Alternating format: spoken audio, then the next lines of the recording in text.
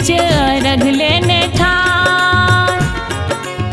बहैया नोरक धार है छठी मैया जल बीच अर्घ लेने ठार। बहैया नोरक धार है छठी मैया जल बीच अर्घ लेने ठार।